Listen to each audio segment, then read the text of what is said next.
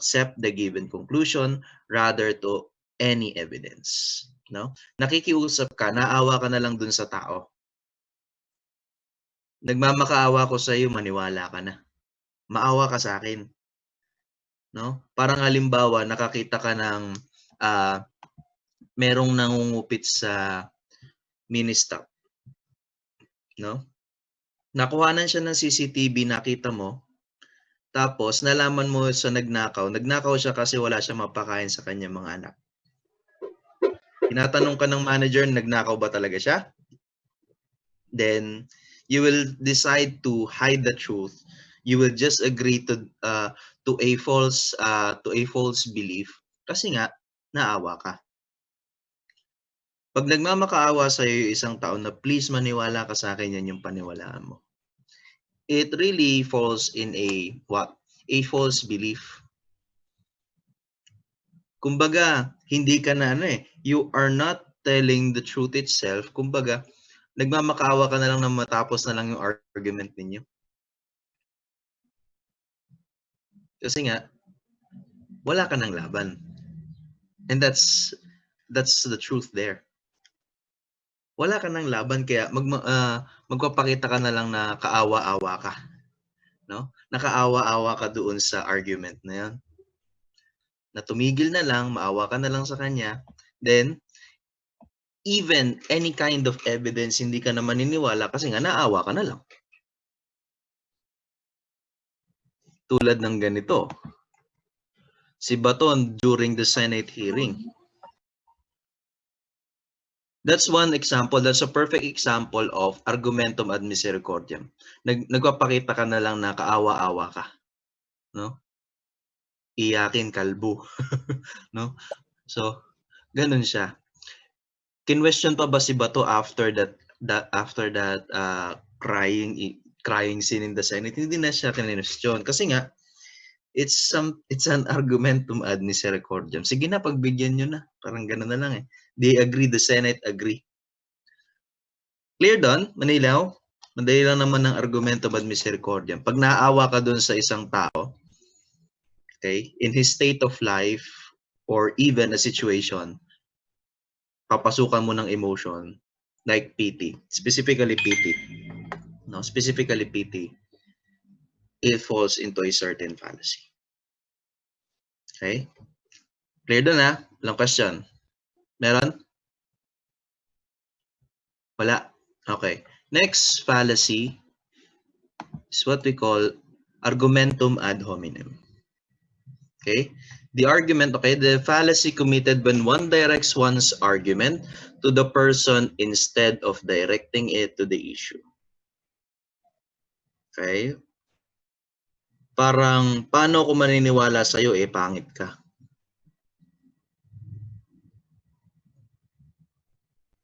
Kumbaga, paano mo nasabing pangit yung K-pop kung di ka naman marunong sumayaw? Ganon. Diba, Mark? So, ganun siya. You are not directing the issue itself. Umaalis ka dun. Umalis ka. No? May nangyari ng ganyan, debate in Bulacan, nanalo ako. Kasi we were discussing the basis of passion. Kasi yung passion originated in Bulacan. And I explained it in a way that minadali nung author yung may tanong si Christian. Sir, pwede po ba yung paggalit kunwari si nanay kahit ako tama? Pero dahil siya ay mas may posisyon, nag-agree ka na lang. Okay. So, katulad niyan, paggalit si nanay, may inuutos ka. It's more on it's not what we call fallacy in a state of it. Pero iba kasi, Mark, Ryan, pagdating sa authority and autonomy. Limbawa ganyan. Anong specific situation ba na nagagalit si nanay? Ryan? Christopher Hoson, tama, di ba? Christopher? What kind of situation?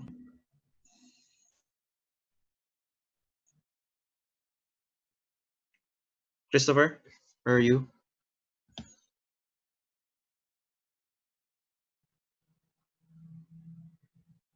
Busy po ako tapos nag-utos siya. May Zoom. Okay. Nagagalit siya. So, is it a point of argument? Kasi pagka sa fallacies, no? Pagkadating kasi sa fallacies and emotion, hindi naman siya nagde-dwell sa ano eh. Hindi siya pwedeng mag-dwell sa isang argument. Pag fallacies kasi, no, pag fallacies, it's only on the argument. Pero ganyan, it's what we call, is it imperative? If I'm correct in English grammar, I think it's an imperative action. Okay? You are giving a specific action. Pero kapag ka ganun yan, nagagalit, it's an imperative action. Argumentum ad baculum ba siya to be considered? Actually, it's not an argument kasi. It must fall first into an argument. Okay? Position na nag-agree ka, it's not because you are in an argument na mali si nanay kaya siya nagagalit. It's because it's imperative. Okay? It's all the matter of an imperative situation. Okay? Okay ba yan, Mark? Rather, Christopher? Okay.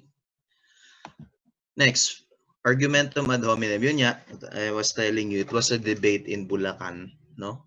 I've given facts and about history na kaya minadali yung pasyon ng writer kasi nga ay napapasok na yung mga American invaders. Kaya yung iba hindi proper yung counting ng stanzas, ng pasyon kasi nga nagmamadali yung author.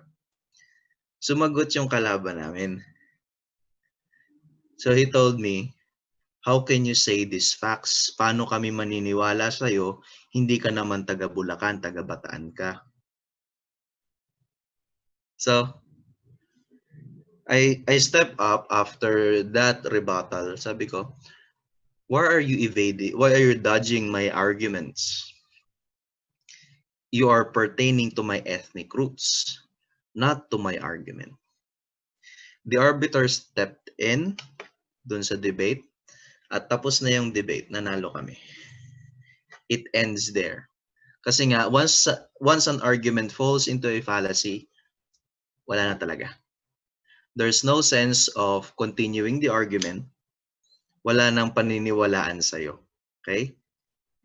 Sir, hindi po ba ad hominem yun? No. Because you are basing your facts in what? In a false belief. Ibig sabihin, wala kang paniniwalaan dun sa sasabihin ng kalaban mo. Kasi nga, you have stereotyped the person itself. Kahit maganda yung argument, tama yung argument, wala kang paniniwalaan. Okay? A type of that, katulad nun, okay? Katulad nun ay ito. Napakita ko na ata sa inyo to sa ating disciplines, hindi pa. So it was, I was a graduating student of philosophy that time. Okay? So andun ako. Now, yung statement dyan, yung aming argument, our advocacy is to counter death penalty. Okay? So lumabas si DDS, ayan niya, si Dolores Paporocho Bores, no? Kung ano yung sinasabi niya. No? And his statement ends with, hindi lahat ng pari banal. Did he attack our argument? No. They attack the personhood of priest. And that is a reality of priesthood naman din kasi. Na hirap din yung mga pare magpakabanal. That's true. But based on arguments, inatake mo yung personhood ng mga pare. That's ad hominem. Another example, yung recently, yung kay Duterte and Jokno. Kasi nga, kinwestiyon ni Jokno si Duterte, right? Ang sabi ni Duterte kay Jokno, alam mo kung bakit hindi ka nanalo bilang senador? Kasi ang laki ng ngipin mo. So that's a complete ad hominem. Okay? As a matter of fact, once you look at that statement, those dialogues with Duterte and Jokno, si Duterte takot kay Jokno. Duwag siya kay Jokno. And that's the truth. Kasi nga si Joke 'no, mas malalim siya mag-isip kaysa kay Duterte. Clear about ad hominem? Clear? Okay. Last argument or fallacy is argumentum ad populum, meaning a fallacy committed when a conclusion is pointed toward not by evidence but by persuasive emotive language. Specifically, anong klase? What do we mean by emotive language? Is like surveys. Hindi porket gusto ng nakararami tama. Kaya nga 'di ba sa researches ninyo I try to anong pagalit? Sinong galit? Patricia, sinong galit? Okay? I try to do you call this? I try to not to convince you to use as basis of your research yung tinatawag nating surveys. That's what you call argumentum ad populum. Because in philosophy, kahit idaan mo siya sa survey, it doesn't mean it's correct. Hindi porket gusto ng nakararami, tama. Kaya nga it falls into a fallacy. Kapag ka ang pinambabara mo na lang lagi to a person whom you're arguing with. Sabi kasi sa survey, ito nga kasing lumabas sa survey. You're persuasive because there is a result of a survey. Okay? Diba? Hindi porket gusto na nakararami, in majority, tama. Kaya nga, as much as possible, we minimize the source and use of surveys. Kaya halimbawa niyan, diba? The revival of death penalty. In favor, nakararami. But the Senate considers, sarap ng tinapay ni Ronnie, okay lang, madaming in favor to revive death penalty. But does it mean that death penalty is already correct and moral? No. Kaya nga, hindi ko ina-advise lagi, especially in researches, even pwedeng scientific, but in historical analysis, huwag kayong gagamit ng survey. Okay? Huwag kayong gagamit ng survey because pag historical basis, if you're basing everything in facts, information, huwag kang gagamit ng survey. You need to deal with ideals. Okay? So those are the four major fallacies: ad baculum, misericordiam, hominem, and populum. Okay? Question ba?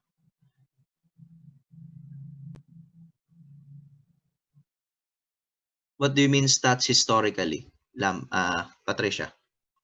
Stats historically. Patricia? You may unmute. Go ahead.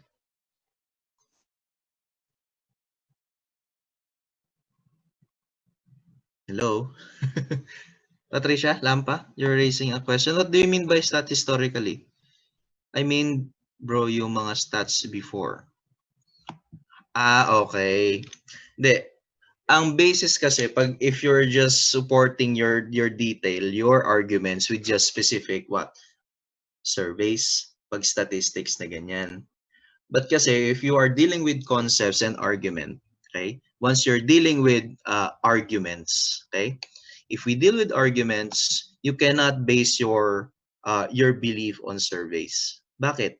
Ang surveys kasi possible subjective eh. They can be subjective as well. Kahit na kinonsult mo siya. Kasi nga, they are different individuals. What if, no? What if these individuals, though in majority, maging basis to ng reliability of truth. Halimbawa nga yan, is it still correct? Kasi nga, you're dealing with a concept. Okay? You're dealing with a concept. Kaya, ba't yung magdidili sa survey majority? Galing naman po sa mga professionals. Okay. Now, pagdating sa mga surveys of professionals, yung analysis kasi, yes, part noon is the authority of the authors. tignan mo valid ba yung mga authors na yon, and also looking at the respondents. But is it a basis of research? That can be specifically a basis of research, no? Once it comes to to social analysis, no? But if you're dealing with concepts, halimbawa nga yan, death penalty. Can it measure the morality pag majority? What if they are persuaded, again, what if they are persuaded with emotive language? Bakit ba naging majority dito ay in favor? Because of the Duterte administration. In sorts of way, meron kasing emotive emotive impulse that preceded this kind of result. Kaya sa arguments, you cannot really base on surveys. Statistically, yes, pwede mo siyang ma-measure the trend of the people. But the trend of the people doesn't mean it's correct. Kasi nga emotion to eh. It's emotion. Tingnan nyo, madaming gusto ng academic freeze. Pinakinggan ba? Hindi. Kasi nga, we are looking at the essentiality of what? The essentiality of education. Yung gaano ba kahalaga ngayon yung education? In spite of the pandemic, no? In spite of the pandemic, kung emotive ka, bakit? Yung iba kasi ayaw kasi may hirapan daw. Hindi daw matututo. But the practicality and morality behind online learning is what? It's all about as well responding to the pandemic. Bakit? Pag nagka-academic freeze, tignan nyo to. Based on surveys, academic freeze, ang dami talaga. Hindi dahil gustong kumita ng teachers, walang sweldo yung teachers. That's not the point. Kaya hindi nagkaroon ng academic freeze. Look at this one. Ang worry kasi mauubos yung frontliners, right? Pag hindi nagkaroon ng academic freeze, may hirapan yung iba, nagkatrabaho, no? Financially challenged. But this one, look. Pag walang education, walang gumraduate. Yung nurse, yung doktor, yung medtech ngayon, mag-retire yan. Pag nag-retire yan, nandiyan pa rin si pandemic. No? Nandiyan pa rin si pandemic. Walang bagong graduate na nurse, medtech, doktor. Mas mauubos si frontliners if we proceed with academic freeze. Look at that, majority in the survey and statistics, no? Professionals yung naggawa nun. No? Professionals yung naggawa nun. But is it correct once you look at morality itself sa arguments? Even the result will be in favor of what the person's emotive persuasion, okay, results into what? Into a majority of a simple decision. It can lead also into a false belief. Kasi nga, agree ka na lang kasi madaming may gusto. Just like surveys. Okay ba yan? Patricia and Christopher? Did I answer your question? Okay. Patricia, okay? So we proceed. May other question pa? That's good. It's good to be aware of it. Professionals. Pero yun nga kasi, the flaws of surveys, emotive siya. Oh, nagagalit si Mark. Okay, clear tayo doon. Wala na ibang question. Okay, next. Next is what we call the theories of truth. Pwedeng totoo sa akin, pero iba sa'yo. Okay, kasi nga, we have different kinds of theories to consider truth. Okay, iba't iba, but we are speaking of a specific truth. Meron lang isang katotohanan. There's only one universal truth, pero in the way we receive truth, may iba't ibang theories. Okay? Let's go to the first theory of truth. It's what we call correspondence theory of truth. Pag sinabi natin correspondence theory, okay, it must correspond to your perspective. The contents of the statement must be real. Afterward, it corresponds to reality. Okay? What you see. Okay? What you see is true for you. Kung ano yung nakikita mo. Okay? This is well supported by Aristotle and Aquinas. Okay? Aristotle and Aquinas. Bakit si Aristotle? Do you remember abstraction from your lesson 1? The theory of abstraction? Process of abstraction rather. Nalimutan niyo na sa lesson 1? Okay, it is well supported by Aristotle and Aquinas. It seems correspondence theory is more reasonable view to ordinary apprehension. It holds that statements are true when they correspond to the world and ideas are correlated with reality by means of perception we receive from the world. Abstraction from Aristotle. Okay? Seeing a being, again, abstraction. Explaining abstraction, bakit sila agree dito? Abstraction, seeing a being itself. Once you saw it, you perceive it. You abstract the form, put it in your mind. It becomes an idea. Kaya sila agree sa correspondence theory. Dapat mag-start sa senses. Okay? But every theory has a weakness. Even the correspondence theory. Maganda siyang gamiting means to validate truth. But remember, it has what? It has shortcomings. So the shortness of correspondence theory, no, lies on the limitation of giving future predictions. Kasi nga, ngayon mo lang siya nakikita. Right? Parang pag sinabi mo, the sun will rise tomorrow, eh maulan bukas, hindi sumikat yung araw. It deviates the theory of truth.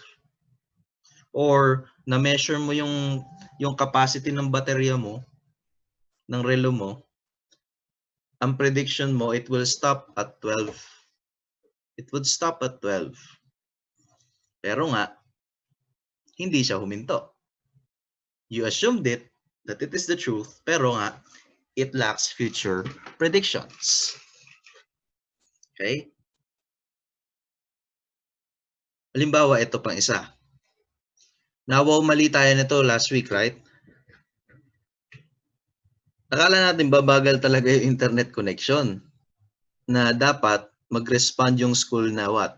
Stop muna, wala mo ng klase for 1 week hanggat nag-aayos si PLDT. Pero nawaw mali tayo. Saturday may online class din ako sa Subic. Pero wala namang interruption. I'm a PLDT subscriber. Tapos tingnan mo ngayon, sabi hanggang September 30 or 29. Nagklase ako sa Bridget, there was no interruption at all. So, it lacks future predictions.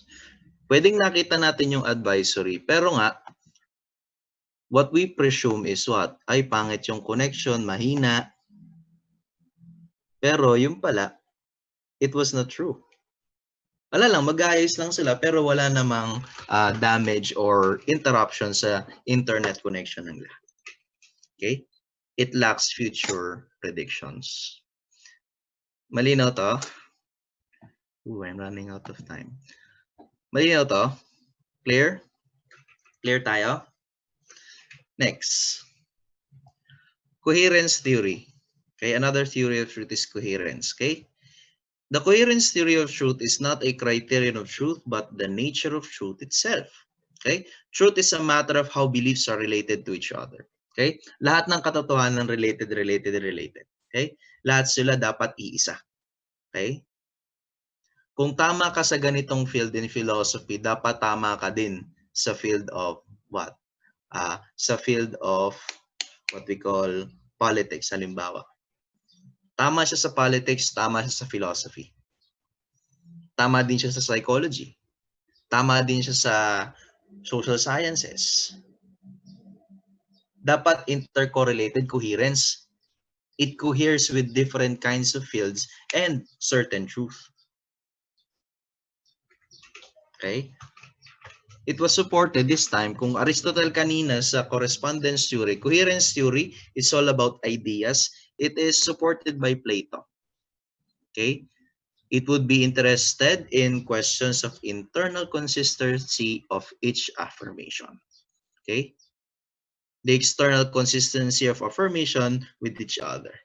One example of this one, no? One example of this one, ito yung shortness niya, is 2012, the film 2012. Remember that? Siguro iba sa inyo natakot, nag-abang. December 21, 2012. It was believed as the end of the world. But the truth is, it's just the end of the Mayan calendar.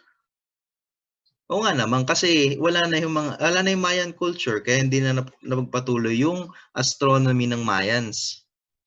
So, they connected it, the Mayan calendar, to the calendar of the world na totally magkaiba.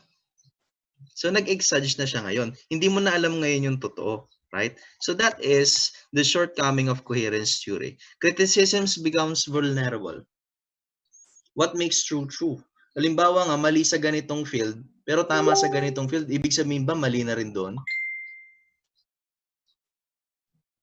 Right? Pag mali sa isang specific field, halimbawa nga, tama sa philosophy, mali sa political science. Ibig sabihin ba mali na din sa philosophy? It's not. It's vulnerable with criticism. An example of that is the white sand of Manila Bay. Bakit? Sabi nila pampaganda ng environment para daw malinis. And sabi ni Roque, hindi lang daw yan nakakalinis but also it's what? It's a help for the mental health of the Filipinos. Totoo ba yun? Yes, it can what? Pwede niyang pagandahin yung Manila Bay. But is it really for the mental health of the Filipinos? Habang nga nagtatambak sila, may tumatay sa sulok. Huli sa camera, tumatay talaga literally dun sa sulok. Did it relax the people's mental health? No. Hindi nila siya na-relax. So, in this kind of situation, tingnan nyo. Roque is attacking psychology. DNR is attacking physical aspect. Yes, totoo, gumaganda yung lugar. Tama siya doon. But does it help the Filipinos' mental health? No. Ibig sabihin ba mali na din si DNR? No. Tama si DNR, gumanda yung lugar. But it doesn't relax the mental health of the Filipinos. That's coherence theory. Okay? Tama sa field na ito, pero pwedeng mali sa field na ito. Okay? But pwedeng pag mali sa field na ito, tama pa rin siya doon. It's correct still in a specific field, pwedeng mali sa iba. Yun nga kasi once you want to connect every kind of theory, minsan ang shortcoming kung ano-ano ng klaseng criticism yung pwedeng pumasok. Okay? Next, maubusan tayo ng oras. Hindi ko na muna i-discuss sa inyo allegory of the cave. Baka next week. Though allegory of the cave is also important. The last theory is what we call pragmatic. Madali lang tong pragmatic. Pragmatic theory is what we call truth is something useful. Nagagamit mo ito. Kaya nga yung books ko, yung madami nagtatanong sa akin sa mga books ko, ano po yung mga binabasa nyo? I always read books that are in the field of philosophy, theology, and social sciences. Kasi nga, I find knowledge useful. Okay? Truth is something useful, no? Huwag natin pansin si William James. Now, the shortness of this pragmatic theory is what? Posibleng useful sa akin pero hindi useful para sa'yo. So everyone know kayo, kasi nga naturuan ko na kayo, I'm really fond of pocket watch. Right? So namili ako ng pocket watch, nakita to nung kaklase ko. Sabi sa akin, alam mo para kang tanga. Ba't namili ka niyan? Diba merong wristwatch para nandito na lang sa braso mo? Tapos ikaw gusto mong bunutin pa sa bulsa mo yung relo. Sabi ko sa kanya, kung ipukpok ko sa ito, it's not useful for him. Right? Pukpok ko sa kanya to. It's not useful for him, but it's useful for me. Kasi pag naka-wristwatch ka, every 5 seconds tinitignan mo yung relo mo eh. Eh, kung dito ka, lapag mo sa lamesa mo kasi sa college, madaming professor na nakakaantok.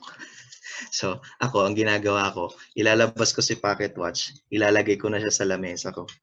Para kapagka naiinip na ako, tinitingnan ko yung relo ko, nakaganyan ako, hindi ako gaganon, hindi ako mahalata ng professor.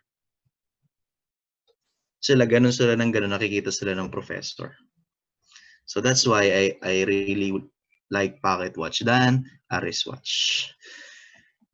Okay, 3 minutes na lang. I also have a class at junior high school. Gusto niyo ba ipagpatuloy? Kasi 10:45 pa naman sila, but I need to end the meeting for a while. Meron pa tayong discussion. I think ilang slides pa ito. Mahaba pa kasi.